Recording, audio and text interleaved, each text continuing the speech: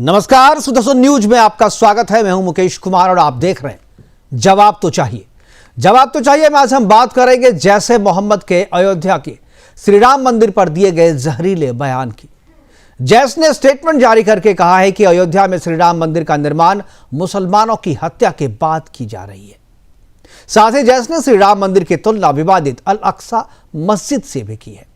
सर्वोच्च न्यायालय के फैसले के बाद जब से अयोध्या में श्री राम मंदिर के निर्माण का कार्य शुरू हुआ है, तब से ही मंदिर आतंकियों के निशाने पर है। आतंकियों और देश के कुछ विधर्मियों को श्री राम मंदिर का निर्माण देखा नहीं जा रहा है। पाकिस्तान की आईएसआई अयोध्या का मंदिर उन्हें खल रहा है। वे नहीं चाहते कि अयोध्या में मंदिर का निर्माण शांतिपूर्ण तरीके से संपन्न हो। इस मंदिर के निर्माण और जगह को विवादित बनाने की हर कोशिश आतंकी संगठन कर रहे हैं और उनके इस नापाक इरादों को भारत के भीतर के कुछ गद्दार केवल शय ही नहीं दे रहे, बल्कि खुलकर उसका समर्थन भी कर रहे। 2019 में उत्तर प्रदेश की राजधानी लखनऊ से जैश ए मोहम्मद के आतंकियों को एटीएस ने गिरफ्तार किया था। उससे हुई पूछताछ के बाद यह खुलासा हुआ कि वो अयोध्या में बन रहे श्री राम मंदिर को ध्वस्त करना चाहते थे। 2021 में भी ऐसी ही घटना सामने आई। 2021 में सुरक्षा एजेंसियों को इनपुट मिली थी कि पाकिस्तान समर्थित कुछ आतंकी संगठन मंदिर को उड़ा देने की मंशा से नेपाल के रास्ते अयोध्या पहुंचने की योजना बना रहे हैं और उनमें से कुछ आतंकी अयोध्या पहुंच भी गए हैं। ये आतंकी आत्मघाती हमला कर मंदिर को उड़ाने की साजिश रच रहे थे, लेकिन एटीएस ने उन्हें गिरफ्तार कर लिया। तो भारत के भीतर कभी एसडीपीआई नेता तस्लीम रहमानी को, तो कभी समाजवादी पार्टी सांसद शफीकुर रहमान बर्क को बाबरी को या बाबरी मस्जिद को जिंदा करने की बात वो बार बार समय समय पर करते ही रहते हैं। राष्ट्रीय जनता दल और डीएमके के नेता श्री राम और सनातन के खिलाफ बयानबाजी कर देश के राममय माहौल को बिगाड़ना चाहते। 500 वर्षों के संघर्ष और बलिदान के बाद अयोध्या में श्री राम मंदिर का निर्माण पूर्ण हो रहा है। रामलला की प्राण प्रतिष्ठा हो रही है। पूरे भारत ही नहीं बल्कि पूरी दुनिया का माहौल राममय हो चुका है, लेकिन भारत की तरक्की, सुख और शांति से नफरत करने वालों को यह सब रास नहीं आ रहा है और वो इस माहौल को खराब करने के लिए एड़ी चोटी का जोर आजमा रहे हैं। आज अपने प्रोग्राम में हम चर्चा करेंगे कि क्या अयोध्या के श्री राम मंदिर अभी भी है आतंकियों के निशाने पर? क्या मंदिर पर निशाना साधकर आतंकी देश का माहौल खराब करना चाहते हैं? क्या बाबर के औलाद श्री राम मंदिर को बनाना चाहते हैं विवादित? करेंगे चर्चा और चर्चा के लिए हमारे साथ कुछ मेहमान होंगे, उनसे मैं परिचय करवाऊंगा आपका, लेकिन पहले एक छोटी सी रिपोर्ट देखते हैं और उसके बाद मेहमानों से परिचय करवाएंगे आपका और फिर चर्चा की शुरुआत करेंगे।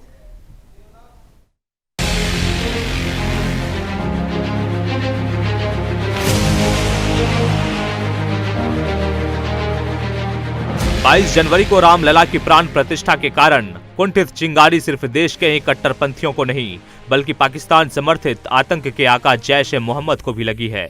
वही जैश ए मोहम्मद जिसका सरगना मसूद अजहर है। आपको बता दें, जैश ए मोहम्मद ने शुक्रवार रात उत्तर प्रदेश के अयोध्या में राम मंदिर को लेकर दहलाने की धमकी दी थी। जैश ने एक बयान में कहा कि मंदिर का उद्घाटन निर्दोष मुसलमानों की हत्या के बाद किया जा रहा है। जैश ने अयोध्या के राम मंदिर को लेकर धमकी देते हुए यहां तक कह दिया कि राम मंदिर की हालत अल अक्सा मस्जिद जैसी होगी। कट्टरपंथी संगठन की इस धमकी के बाद अयोध्या को हाई अलर्ट पर रखा गया है। वहीं शीर्ष खुफिया सूत्रों ने कहा कि फिलहाल स्थिति नियंत्रण में है और सुरक्षा को लेकर सभी जरूरी सावधानियां बरती जा रही है। प्राण प्रतिष्ठा को लेकर अयोध्या की बात की जाए तो प्रशासन द्वारा एक तौर पर कहा जाए तो इसे एक अभेद्य किला बना दिया गया है, जहां ड्रोन और सीसीटीवी के अलावा बड़ी संख्या में विशेष तौर पर प्रशिक्षित सुरक्षा कर्मियों की तैनाती होगी। वे ऑटोमेटिक हथियारों से लैस होंगे। वहीं पहली बार शहर में संदिग्ध गतिविधियों की पहचान करने और उपद्रवियों को ट्रैक करने के लिए आर्टिफिशियल इंटेलिजेंस का भी इस्तेमाल किया जाएगा। आपको बता दें कि अल अक्सा मस्जिद को लेकर इजराइल और फिलिस्तीन के बीच लंबे समय से विवाद रहा है। मालूम हो कि मस्जिद का यह परिसर मुसलमानों और यहूदियों दोनों के लिए ही पवित्र माना जाता है। गौरतलब हो कि प्राचीन फिलिस्तीन को 1947 में 2 भागों में बांट दिया गया था। विभाजन के बाद कुछ हिस्सा यहूदियों और कुछ हिस्सा फिलिस्तीनियों को मिला था।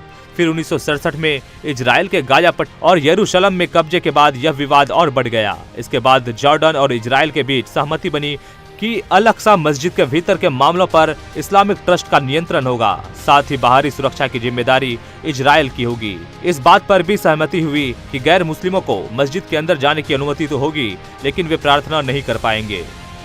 इसके कुछ वक्त बाद यहूदियों ने यहाँ प्रार्थना की, जिसके बाद विवाद और बढ़ गया। ऐसे में सनातनियों की पावन भूमि अयोध्या को अल अक्सा मस्जिद के परिसर से तुलना करना, श्री राम मंदिर को विवादित बनाना और मंदिर की जगह फिर से बाबरी मस्जिद खड़ी करने की बात करने वालों को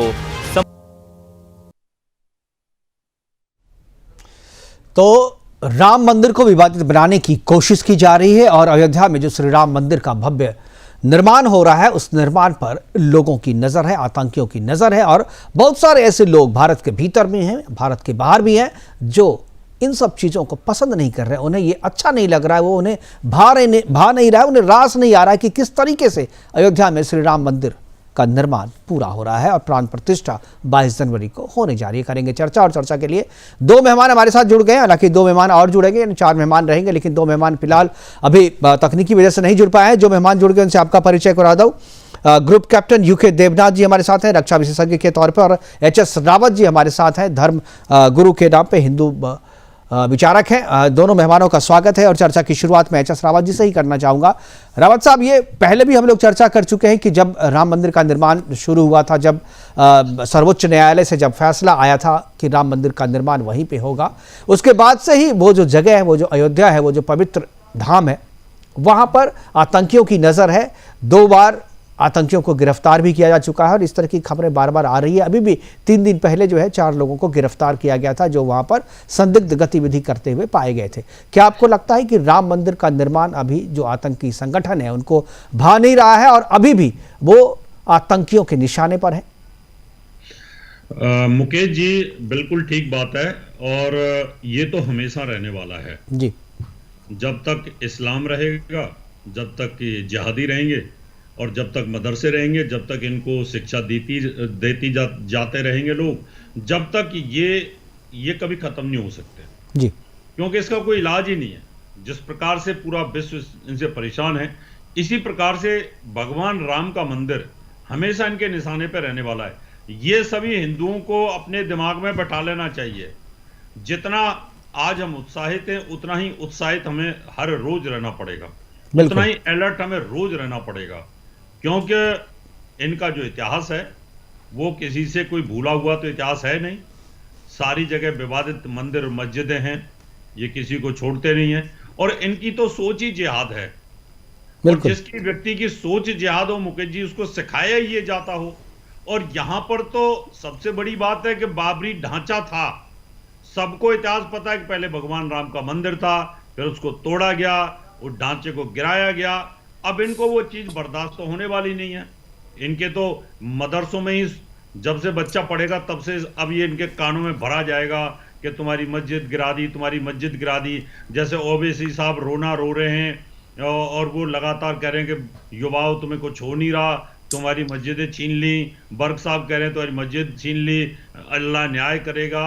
अब इस तरह के जो रोने शुरू हुए हैं, ये कभी ना कभी भड़काने में भी शुरू हो जाएंगे। और जब भड़काने में शुरू होंगे तो हो सकता है इनके इतिहास में इस चीज को लिख दिया जाए, इनकी हदीसों में लिख दिया जाए, इनके जो किताबें आने वाली हैं आगे इतिहास की उसमें लिख दिया जाएगा और ऐसी ऐसी भड़काने वाली चीजें लिख दी जाएंगी जैसे पहले लिखी गई हैं इतिहास में।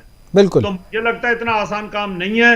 हिंदुओं के लिए इसकी रक्षा बहुत प्रॉपर तरीके से हर आदमी, हर नागरिक का, हर भक्त का, कारसेवक का जिम्मेवारी इसमें बनेगी कि हर आदमी को वहां पर दूसरे आदमी को कहीं ना कहीं ऐसे नजरिए से देखना पड़ेगा। इसलिए बिल्कुल आतंकवादी और वर्ल्ड के जो टॉप के आतंकवादी संगठन है उनकी नजर इसके ऊपर रहेगी। अभी तो ये आपस में उलझे हुए हैं, जिस दिन इनके दिमाग में ये बातें आएंगी मुकेश जी, उस दिन कहीं ना कहीं निश्चित तौर पर हमला करेंगे, बड़ा हमला करने की कोशिश करेंगे। जैसे अक्षरधाम पे हमला हुआ, सोमनाथ पे हमला हुआ, बार बार हर जगह हमले हुए हैं, तो इसी प्रकार से यहां पर भी होगा। ये इनके टारगेट पर रहेगा और पूरे वर्ल्ड के जितने भी आतंकवादी जिहादी संगठन है उनकी हिट लिस्ट में अयोध्या मंदिर तो आगे बिल्कुल बिल्कुल, और शायद इसीलिए इसे विवादित बनाने की कोशिश की जा रही है और एक नैरेटिव जो है सेट करने की कोशिश की जा रही है। और आज जो स्टेटमेंट जो कल रात में आया था, उस स्टेटमेंट कहा कि अल अक्सा मस्जिद जैसा हाल होगा राम मंदिर का, यानी जिस तरीके से वो विवादित है उसी तरीके से इसे भी विवादित करने की, विवादित बनाने की, विवादित स्थापित करने की जो है वो कोशिश की जा रही है। देवनाथ जी हमारे साथ हैं। यूके देवनाथ जी, क्या कहेंगे आप? क्या लगता है कि जो आतंकी साजिश है वो केवल खतरा केवल मंदिर को नहीं बल्कि इसको विवादित बनाने की जो साजिश चल रही है उससे ज्यादा है? मुकेश जी, ये जो इंडिकेशंस आ रहे हैं बहुत ही दुर्भाग्यपूर्ण है। गौरतलब बात है कि राम का जो मंदिर बनाया गया है वो तो पूरे विश्व का ही है जी, सिर्फ भारत का पूरे विश्व के लिए धरोहर है। हम तो चाहते हैं कि दुनिया के सारे धर्म के लोग मिलकर भारत में एक साथ आगे बढ़े।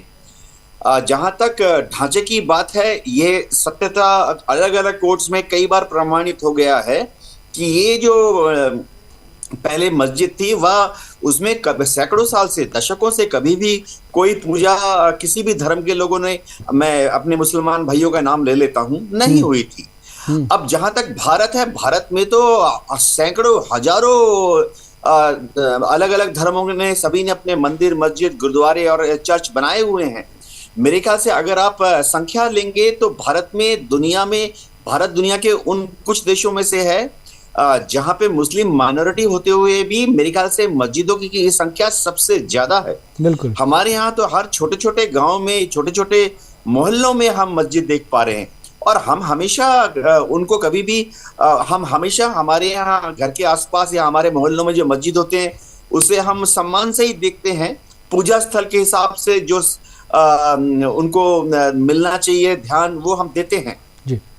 जहां तक, क्योंकि मैं थोड़ा पुलिस की बात कर लेता हूं, देखिए हमारी पुलिस हमेशा से बड़ी जागरूक रही है और राम के भव्य मंदिर को कुछ भी ना हो इसकी व्यवस्था भारत सरकार ने, केंद्रीय सरकार, बिल्कुल वो ठीक है। वो देखिए सुरक्षा एजेंसियां अलर्ट है, देवनाथ जी, सुरक्षा एजेंसियां जो है वो अलर्ट है और वहां पर जो है सुरक्षा की ऐसी व्यवस्था की गई है। अभी फिलहाल जो वहां पर तो परिंदा भी पर नहीं मार सकता है। अभी प्राण प्रतिष्ठा जो कार्यक्रम है पूरी तरीके से सुरक्षित है, इसमें कोई किसी भी तरीके का कोई भेद नहीं है और ऐसी कोई शक्ति नहीं है जो भारत अगर चाह ले और भारत की सुरक्षा को भेद सके, वहां पर ऐसी कोई शक्ति अभी नहीं है और आतंकियों में इतना दम भी अभी नहीं है। लेकिन मेरी चिंता जो है इस कार्यक्रम के बाद की है, क्योंकि आप 24 घंटे 365 दिन जो है आप इस तरीके की सुरक्षा नहीं कर सकते और इस तरीके की अगर सुरक्षा करते हैं आप बना के रखते हैं तो आपका जितना संसाधन, जितना बजट खर्च होगा वो जो है बहुत ही ज़्यादा होगा। और इस लिहाज से मैं कह रहा हूँ कि क्या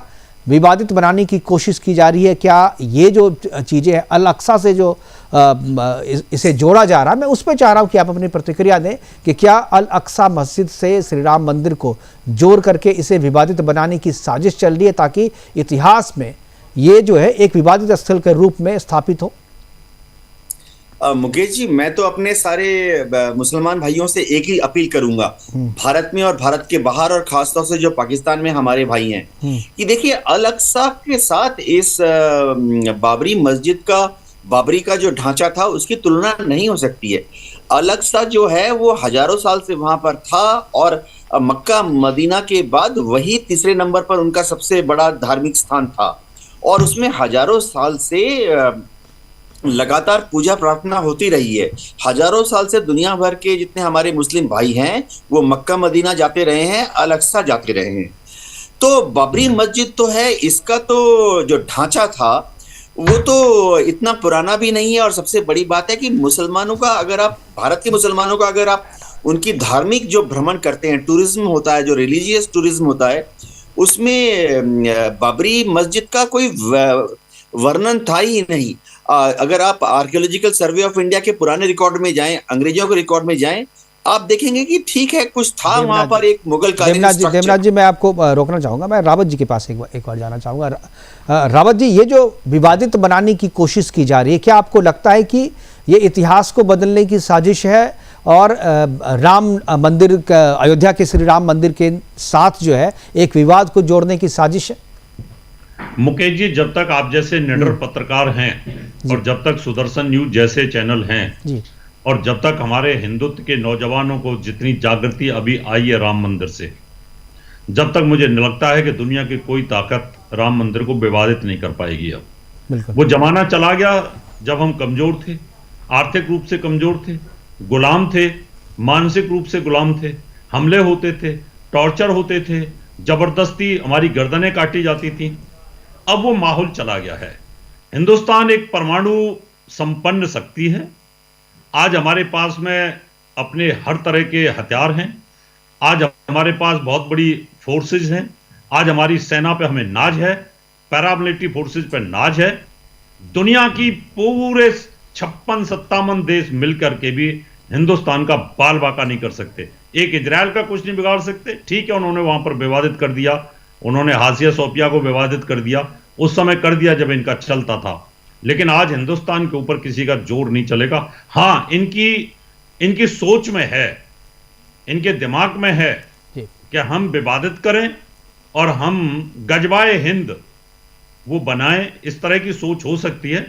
बहुत सारे मौलाना इस प्रकार के प्रवचन, भड़काऊ भाषण दे सकते हैं उन लोगों को कि जो मानसिक रूप से जिहादी पर रखते हैं, उनको भड़का सकते हैं। लेकिन हिंदुस्तान में अब संभव नहीं। अब सरकार जब स्ट्रांग होती है ना, और जब सरकार मजबूत होती है तो किसी की हिम्मत नहीं होती है।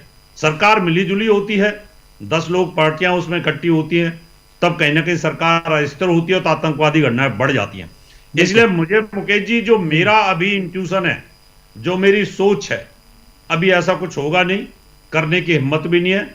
जब तक आप जैसे बहादुर पत्रकार हैं, कहने की क्षमता है, लोगों को बात रखने की क्षमता है, तो मुझे लगता है कुछ नहीं होने वाला। हाँ ठीक है, उनकी सोच हो सकती है, सोचना तो सबका अधिकार है। वो गजबाए हिंद सोचें 2050 तक, चाहे वो अल अक्सा की तरह विवादित करने की भगवान राम के मंदिर की सोचें, लेकिन पॉसिबल नहीं है। इनका सपना ही रह जाएगा ये। बिल्कुल। हमारे साथ अधिवक्ता अली असगर साहब जुड़ गए हैं, मुस्लिम स्कॉलर के तौर पे हैं और अधिवक्ता हैं, इसलिए बड़ा टेक्निकली बात करते हैं, बड़ी स्ट्रांगली तर्कपूर्ण बात करते हैं। असगर साहब, ये जो आया है और जैश की तरफ से जो स्टेटमेंट जारी किया गया, मैं चाहूँगा कि उस पर आपकी प्रतिक्रिया हो। 2 स्टेटमेंट जारी किया है। पहला स्टेटमेंट तो यह है कि भाई बेगुनाह मुस्लिमों को मारने के बाद राम मंदिर का निर्माण हुआ है, पहली बात यह है। दूसरी बात, अल अक्सा से जोड़ करके देखा जा रहा है कि अयोध्या का हाल भी अल अक्सा के जैसा होगा। मैं दोनों पे चाहूँगा कि आप अपनी प्रतिक्रिया दें।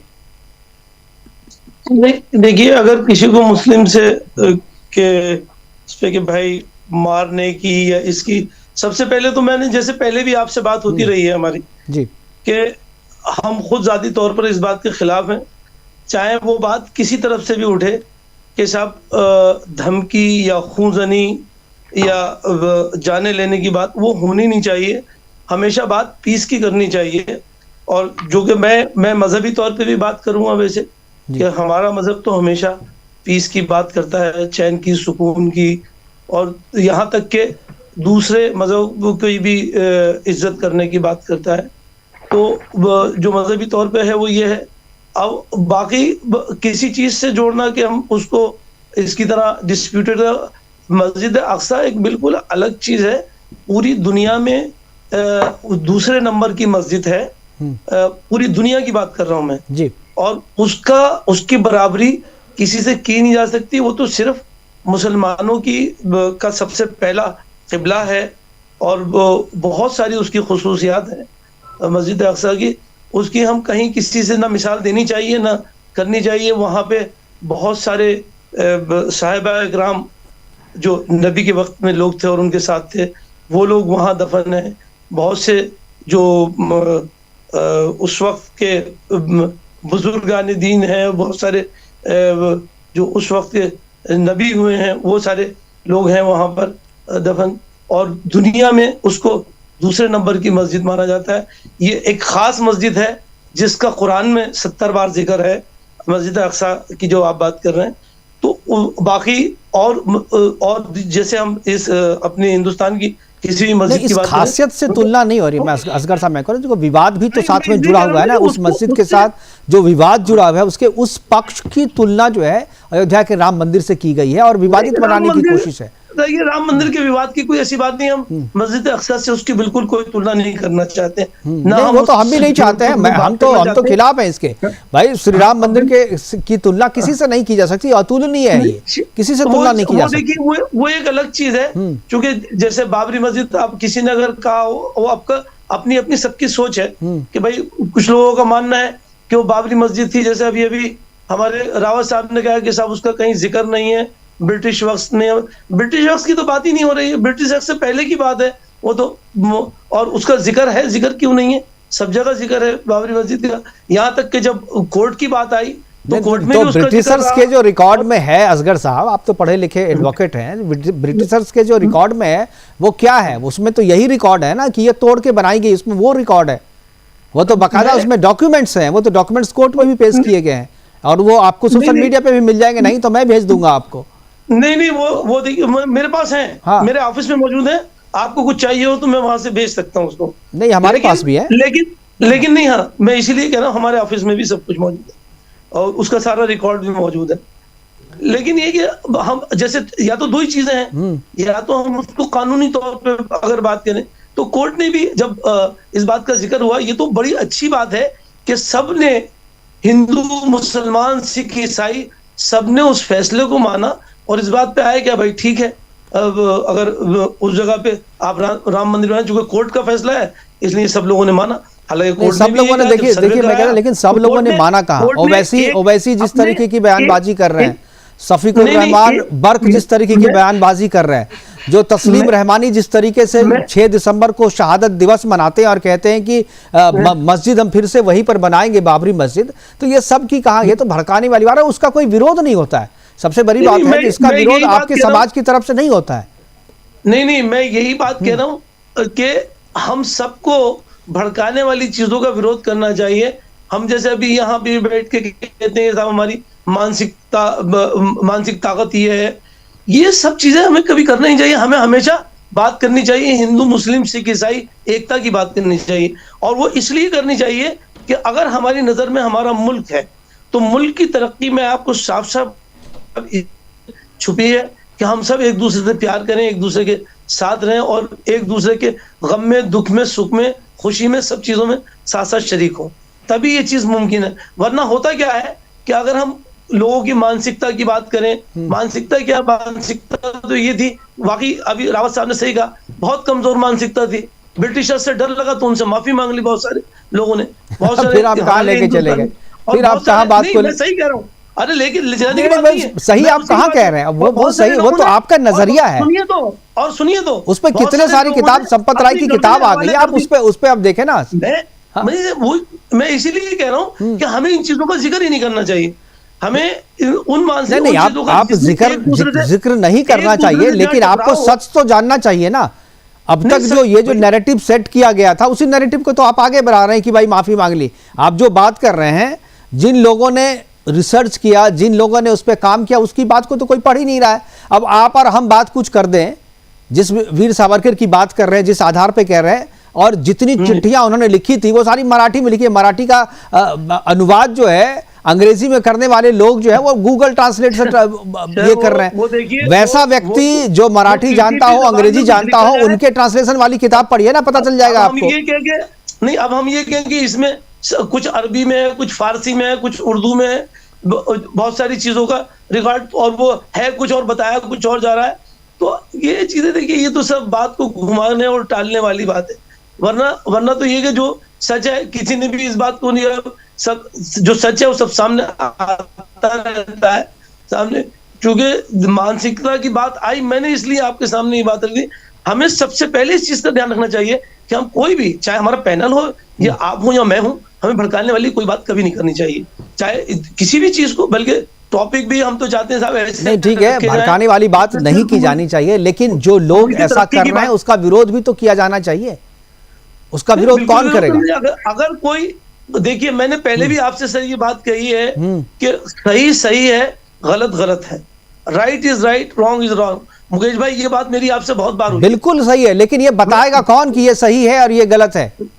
कौन बताएगा? ये देखिए, इसके लिए जो टॉपिक है आज का, और जो हम मंदिर और मस्जिद को लेके जो हम बात कर रहे हैं, इसके लिए तो वाकई जो बड़े स्कॉलर हैं, जो वहां के ऋषि मुनि हो और या जो भी इस्लामिक स्कॉलर हो, उनको बुला के इस पे उनसे डिबेट करना चाहिए, भाई सही क्या है, गलत क्या है, और क्या करना चाहिए और क्या नहीं करना चाहिए, ये चीज। हाँ, लेकिन अगर कोई किसी चीज को भी लेकर कोई अगर धमकी देता है तो वो गलत है, और इसमें कोई दो राय नहीं। ये आज की बात कर रहे हैं कि हमारी मानसिकता आज कमजोर नहीं है, हमारा मुल्क आज कमजोर नहीं है। हमारा मुल्क कभी भी कमजोर नहीं था, हमारी मानसिकता कभी बिल्कुल हमारा मुल्क कभी भी कमजोर नहीं था, लेकिन जो कुछ जो मुल्क के भीतर के लोग हैं वो इसे कमजोर करने की कोशिश कर रहे हैं, और यही सबसे बड़ी चिंता है। वो भीतर के लोग, कुछ हमारे अंदर के लोग भी है ना। वही तो मैं कह रहा हूँ, मैं भी उसी की तरफ कर रहा हूँ। मैं भी ओवैसी और बर्क जैसे लोगों की बात कर रहा हूँ, तस्लीम रहमानी जैसे लोगों की बात कर रहा हूँ, जिसकी वजह से मुल्क कमजोर हो रहा है। मुकेश भाई, मैं आपकी बात से बिल्कुल इत्तेफाक नहीं रखता। उसमें ओवैसी और बर्क साहब का सिर्फ नाम नहीं लिया जा सकता, बहुत सारे लोग ऐसे हैं। तो आप नाम लीजिए ना, मैं तो कह रहा हूँ, मैं तो सबूत के साथ कह रहा हूँ, उनके स्टेटमेंट पब्लिक डोमेन में है। मैं कोई ऐसा थोड़ी है कि अपने मन से नाम इल्जाम लगा रहा हूँ। जो आदमी ये कहे कि 6 दिसंबर को हम शहादत दिवस मनाएंगे, फिर से बाबरी मस्जिद को जिंदा करेंगे और वहीं पे जिंदा करेंगे, उसको क्या कहेंगे आप? उसको क्या कहेंगे आप? यही तो मैं बात कहना चाह रहा हूँ ना, जो आप कह रहे हैं वही बात मैं कहना चाह रहा हूँ कि आप एक तरफा होकर जब बात करते हैं ना, तो उसमें एक तरफा क्या है, जरा मुझे समझा दीजिए, इसमें एक तरफा क्या है? ये भाई इन बातों की शुरुआत करने वाले और कितने लोग हैं। शुरुआत वाली बात छोड़िए ना, अब तो सर्वोच्च न्यायालय से फैसला आ गया। सर्वोच्च न्यायालय के फैसले के बाद ये सारी चीजें हो रही हैं, उसके बावजूद आप एक तरफ एक व्यक्ति कह रहा है कि हम न्यायालय के फैसले को मानेंगे, दूसरी तरफ आप कह रहे हैं कि हम शहादत दिवस मनाएंगे, फिर से बाबरी मस्जिद खड़ी करेंगे वहां पे। ये कौन सा एक तरफा फैसला है? मैंने आपसे ये कहा कि भाई नहीं, हिंदुस्तान के सारे मुसलमान, तभी मैंने कहा कि चूंकि कोर्ट का फैसला है, जो 1044 पेज के फैसले में जो लिखा गया है, जबकि ये मौजूद है उसमें कि वहां पे जो सर्वे हुआ है उसमें वहां पे मस्जिद थी, मंदिर नहीं था, क्योंकि इस बात पे झगड़ा था कि वहां मंदिर था। रावत साहब, क्या आपको लगता है कि सब लोग ये कह रहे हैं, जो बात ये कह रहे हैं, असगर साहब कह रहे हैं, आप कन्विंस हैं? आस्था पे हमने किया है, देखिए पे किया है। ठीक है असगर साहब, एक बार रावत जी को भी सुन लेते हैं जी। मैं यही बात कहना चाह रहा हूँ, जो आस्था वो सारे हिंदुस्तान ने माना है सारे हिंदुस्तान में। सुन लो, मैं जवाब देता हूं आपको। मैंने बड़े आराम से सुना आपको, मैंने कोई बीच में आपको इंटरप्ट नहीं किया जी। देखिए, आप एक पढ़े लिखे एडवोकेट हैं, आपने इतिहास भी पढ़ा है, और आपको पता है 5, 10, 20 पीढ़ी पहले आप हिंदू ही थे, ये भी आपको पता है। आप कन्वर्टेड हिंदू हैं, ये भी आपको पता है। कन्वर्टेड मुसलमान से आप बुला नहीं सकते। इतिहास ये कहता है कि 1192 ईस्वी से पहले यहाँ इस्लाम नहीं था। इस वजह से अगर आप इस बात को बोलते हैं तो मुझे लगता है गलत है। आपको यह भी पता है 1192 ईस्वी से पहले यहां कोई मस्जिद नहीं थी। एक मस्जिद, वो भी कहीं किसी राजा ने केरल में कभी बनवाई थी, वो भी व्यापारी वहां पे आते थे। इस्लाम का नामो निशान नहीं था, यह भी आपको पता है। हिंदुस्तान के अंदर सारे मुसलमान कन्वर्टेड हैं, कुछ आधा % को छोड़ करके। कोई ईरानी मुल्क के हैं, कोई अरबी मुल्क के हैं, कुछ लोग ऐसे हो सकते हैं। इसलिए यह कहना आपका कि यहां बाबरी मस्जिद थी, यह टोटली गलत है। क्योंकि सोमनाथ के मंदिर पर 17 बार हमला हुआ, उसको तोड़ा गया, वहां पर मस्जिद बनाने की कोशिश की, फिर मस्जिद को तोड़ा गया, पर मंदिर बना। आपके सामने सारा कुछ है। और सबसे बड़ी बात, मैं आपको एक उदाहरण देता हूं। आपका इस्लाम यह कहता है कि जहां पर घंटा, घड़ियाल, शंख बजता हो, धूप बत्ती, अगरबत्ती पूजा होती हो, वहां कभी नमाज अदा नहीं करनी चाहिए। सटा करके आपने हिंदू धर्म के जो बड़े बड़े टेंपल थे, पूजनीय स्थान थे, उन सब पर मस्जिदें खड़ी कर रखी हैं। बाबरी मस्जिद में कोई जाता नहीं था, मुसलमान वहां थे नहीं अयोध्या में, तो बाबरी मस्जिद किस लिए बना ली? काशी के अंदर मुसलमान था नहीं, गंगा के किनारे, जिस गंगा से आप हेट करते थे, वहां आपने मस्जिद क्यों बना ली? वहां पर मथुरा के अंदर जमुना के किनारे मुसलमान कोई नहीं था, वहां मस्जिद क्यों बना ली? मुसलमान तो सारे पश्चिम पाकिस्तान की तरफ थे, यानी अभी जो पाकिस्तान बना है उस समय पर थे। तो इसीलिए आप इतिहास इतिहास मत तोड़िए, आप पढ़े लिखे हैं, मैं आपकी इज्जत करता हूं। मैं जरा रावत साहब की बात का जवाब दे दूं। ठीक है, मैं आज आ रहा हूं आपके पास, इनकी बात खत्म हो जाए जी। जो रावत साहब पूरे इतिहास को बिल्कुल बदलकर बता रहे हैं। देखिए, सबसे पहले सुन लीजिए, अब रावत साहब सुन लीजिए, कांग्रेस के शासन काल में पढ़ा है, मैंने और आपने भी पढ़ा है, वही पढ़ा है। और ये इतिहास की जिस किताब की बात कर रहे हैं, वो इतिहास आज भी मौजूद है। ऐसा नहीं है कि किताब इनके पढ़ने के बाद जो है नष्ट कर दी गई हो, तो वो किताब आप भी पढ़ सकते हैं। असगर साहब जी, असगर साहब बोलिए जरा। असगर साहब की आवाज नहीं आ रही है, एक बार असगर साहब आपकी आवाज नहीं पहुंच रही, एक बार देखिए कहीं आपने म्यूट तो नहीं किया हुआ है अपने मोबाइल को। असगर साहब आपकी आवाज नहीं आ रही है, म्यूट है। नहीं, हाँ ठीक है, आप ठीक है जी। नहीं, मैं तारीखी बात कर रहा हूँ जी, मैं अपने मजहब की तारीखी बात कर रहा हूँ, आपको सुनना पड़ेगा उसको। मैं सुन रहा हूँ। जिस वक्त दुनिया बनी है, आदम और हवा तशरीफ लाए दुनिया में, पहले आदम फिर हवा। आपके पास कोई प्रमाण है? कोई प्रमाण है आपके पास? अरे कोई प्रमाण आपके पास है क्या? प्रमाण है कोई कि सबसे पहले आदम आपके पास क्या प्रमाण है? आपके पास क्या प्रमाण है? बताइए क्या प्रमाण हमारे पास? आप दोनों के बीच में यूके देवनाथ जी फंसे हुए हैं। यूके देवनाथ जी सुन करके मुस्कुरा रहे हैं। मैं एक बार देवनाथ जी, ठीक है सर, मैं समझ गया। ये ऐसा मसला है असगर साहब, इसका कोई फैसला नहीं हो सकता, कोई नहीं कह सकता। आपके पास प्रूफ नहीं है, प्रूफ मांगेंगे। जो कहानी आप कह रहे हैं वो विश्वास के ऊपर में है, और इस पर मैं कोई बहस नहीं करना चाहता। मैं देवनाथ जी के पास जाना चाहूँगा। मेरे पास समय की कमी है। मैं जिस बहस को आप शुरू कर रहे हैं असगर साहब, इसका कोई और छोड़ नहीं है।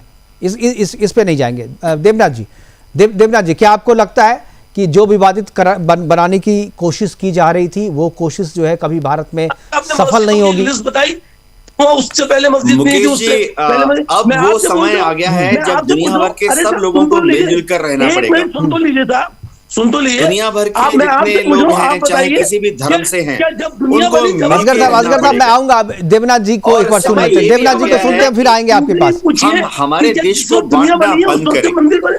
राम जी का जो मंदिर बन रहा है, इसमें आस्था ना सिर्फ 100 करोड़ हिंदुओं की है, वरन दुनिया के जितने लोग हैं सबका इसमें विश्वास होगा। मैं आपको बताऊं, मैं देश विदेश घूम चुका हूं, और जब हम विदेश में जाते हैं, कोई भी भारतीय, अगर हम यूरोप में जाते हैं, हम अगर वहां पर कोई चर्च देखते हैं, या जैसे तुर्की में गए, वहां पर अगर हमने कोई धार्मिक स्थल देखा, कोई मस्जिद देखी, हमने सबने वहां आदर के साथ, सम्मान के साथ बाहर खड़े हुए और हाथ जोड़कर प्रणाम किया। तो समय आ गया है कि हमारी भावी पीढ़ियां ऐसे माहौल में बड़े हों कि क्या हो, हिंदू मुस्लिम वो सारे दुनिया में, ना सिर्फ भारत में, पूरे दुनिया में एक साथ मिलजुल कर रहे। ये क्रूसेड्स का मैं एग्जांपल दे देता हूँ। 200 साल तक यूरोपियन शक्तियों में क्रिश्चियन राजा जो थे, वो अपने अपने घोड़े में बैठकर पूरब में अरब की तरफ चल पड़ते थे और धार्मिक स्थलों को नुकसान पहुंचाते हुए जाते थे। और 200 साल तक ऐसा भी हुआ कि अरब से घोड़े पे बैठकर सब लोग पश्चिम की तरफ चले जाते थे, फ्रांस, पुर्तगाल की तरफ, और जितने क्रिश्चियन धार्मिक स्थल थे उनको नुकसान पहुंचाते हुए जाते थे। लेकिन आप देखिए, आज यूरोप में जितने भी विवादित धर्मस्थल हैं, सब पर दोनों धर्म के लोगों ने आपस में डिसाइड कर लिया है कि ये मुख्यतः एक चर्च है, वह बिल्डिंग मुख्यतः एक मस्जिद है। आज तो देवनाथ जी, पूरा यूरोप जो है वो इस्लाम से परेशान है।